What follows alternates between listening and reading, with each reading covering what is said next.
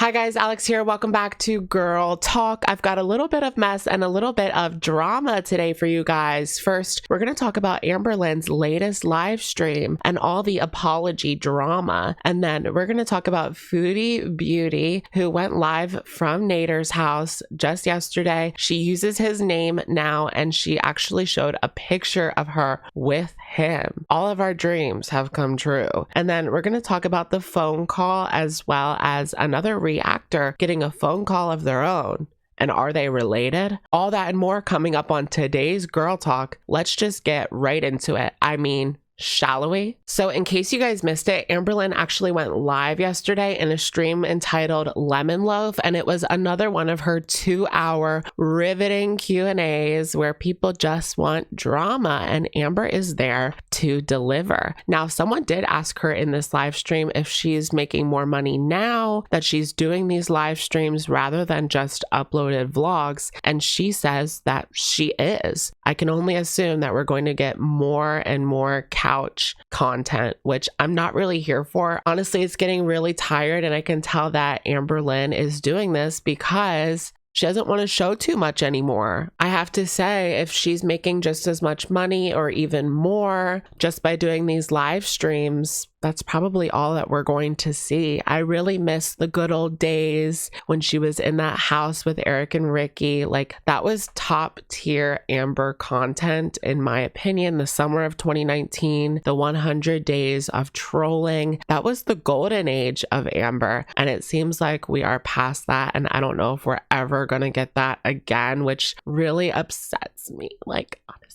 But there was no mention of wifey during this live stream. It seems like she up and disappeared, and Amberlynn doesn't want to address it at all. So is their relationship donezo, or did she just have to go home? People had speculated that they had found out exactly who she is, and now she's gone. So it makes me think if that has something to do with this. But as we also talked about, she has been there for quite a while, and it would make sense that she would need to go home now. Amberlynn actually got herself into a little bit of hot water over the weekend because she was in a live stream that was being done by Negs, and he was reacting to a video by Life of a Free Spirit where she was crying. She was upset about some medical issues that she is facing. I believe they're more on the feminine side of issues. I am not totally sure. You guys know I'm not really versed in that kind of thing, but it was serious to her, and this person, Negs, was reacting to it, and Amberlynn wrote in the chat like, ha ha ha, LOL. Something along those lines. She was laughing along with them as well. And so Life of a Free Spirit was very upset about this. You know, she had a lot to say on her YouTube channel and Twitter. You guys know there are people now that criticize and react to reaction channels. I mean, this community at one point got a little bit out of control, and this is sort of the result of that. It's sort of like a balance there.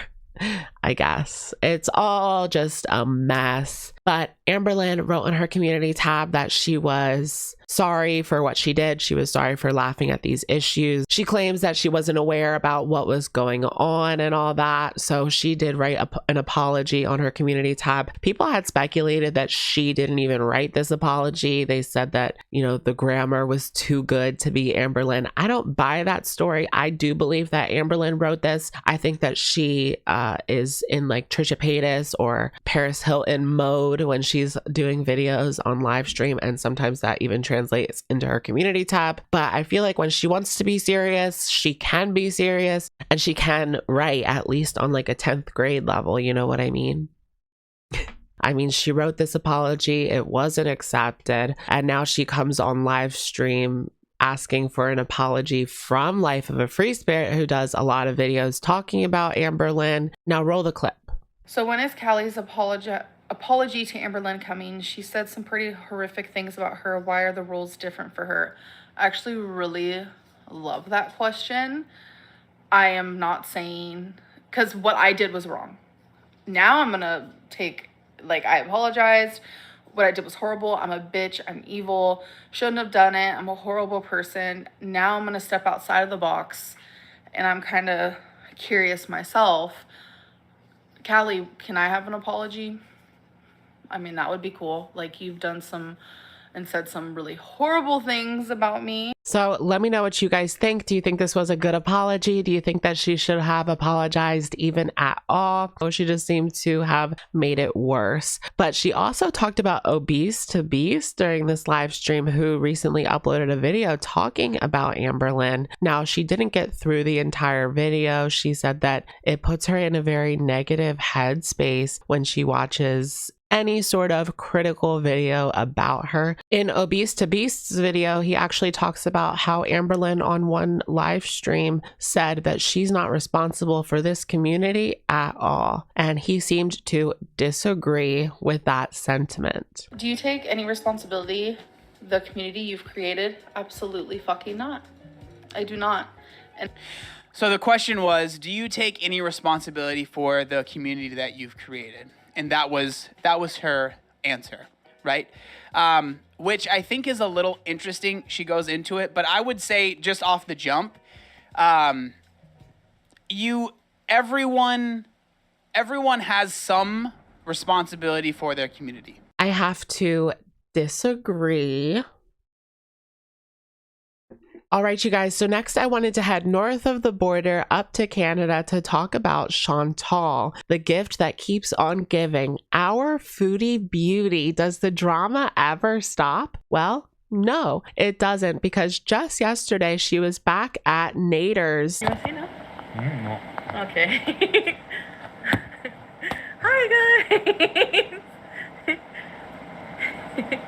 I am fucking repulsed right now. Yes, she is finally using his real name, so I feel comfortable using it as well. He actually appeared for just a brief second on one of her latest videos where she is trying on Old Navy clothes at his home. Now, we talked about yesterday how she was there making Nashville hot chickens, and it seems like she's spending every day over there again, despite what her audience says. She claims that things are fine and they only have problems when they do the hard stuff. I actually have a couple of screenshots here that I grabbed from her video. Let's take a look at these. What do you guys think? So here's Dom in his new Tommy fit that I can only assume that Chantal purchased.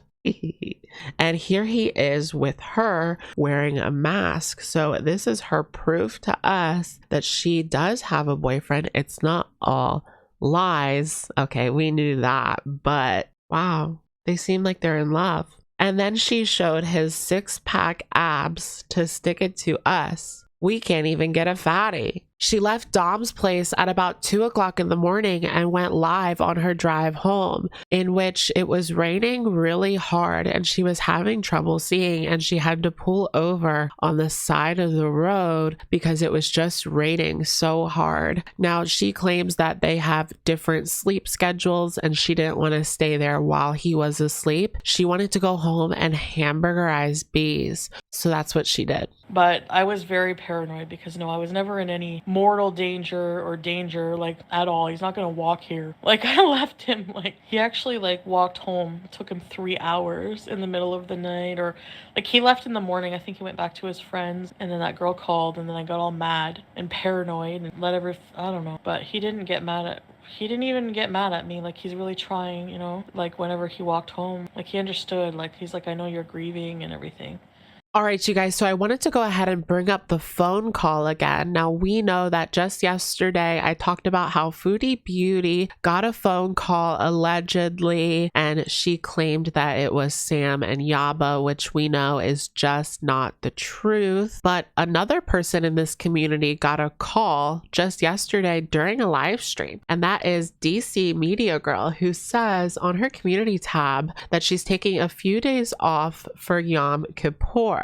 But a number of you have asked who was behind the call that interrupted my live yesterday. I have my suspicions, but I prefer to wait until I have evidence before accusing people. I do find it interesting that the individual knew where my family is buried and used that info to try and intimidate me. The person who called was male and used a Google Voice number. That's all I know. Very strange and very off-putting that people are contacting reactors and Foodie Beauty in real real life. It just makes me wonder, are these two calls connected? The one that Foodie Beauty got as well as the one that DC Media Girl got. Are they related in any way? I would assume there could be a link there, but I just am not sure yet. All right, you guys, it's our favorite time of the day, and that is, of course, comment of the day. Now, today's comment comes from my latest live stream. This comment comes in from Rose, who says, I don't get why she tells everyone that her and Dom are finished every 5 seconds when she knows she ain't gonna quit him. Just don't say anything, girl, if you don't want eye rolls in mass quantities like this.